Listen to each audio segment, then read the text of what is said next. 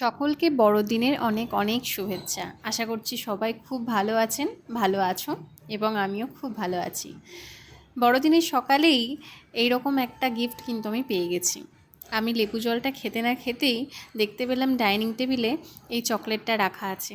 দেখে তো ভীষণ খুশি হয়ে গেলাম এবং বরকে একটু এর থেকেও একটু ভালো কিছু পাওয়ার জন্য বললাম যে এটা তো আমি চাইনি, আমি তো এটা খাবো না, আমার তো অন্যরকম গিফট পাওনা ছিল।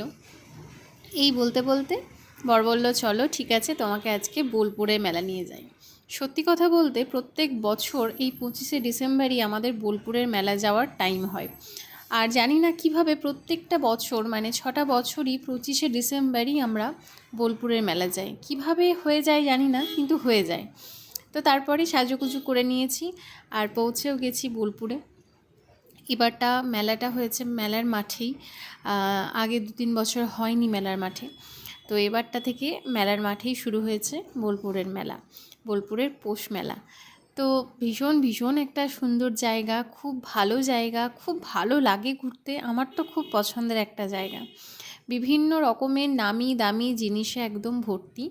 আর হ্যাঁ, বোলপুরের এই পৌষ মেলা আসতে গেলে কিন্তু পকেটে বেশ টাকা নিয়ে আসতে হবে। তার কারণ এখানে কম দামি জিনিস আছে, কিন্তু যে জিনিসগুলো তোমার পছন্দ হবে সেগুলো এত দামি, কল্পনার বাইরে। এই একটা মাটির দোকানে গেছিলাম, মাটির জিনিস কাজকর্ম তৈরি করা, এত এত বেশি দাম যে হাত দিতেই পারলাম না। তারপরে এখান থেকে অনেক কিছু নিয়েছি, আচার নিয়েছি, তারপরে এই তেঁতুলগুলো যেগুলো আর কি মোরব্বা করে রাখা, খুবই সুন্দর খেতে, এইগুলো নিয়েছি। এগুলো আমার খুব প্রিয়। আর এত মজা করেছি যে কি বলবো, এত হেসেছি, এত মজা করেছি।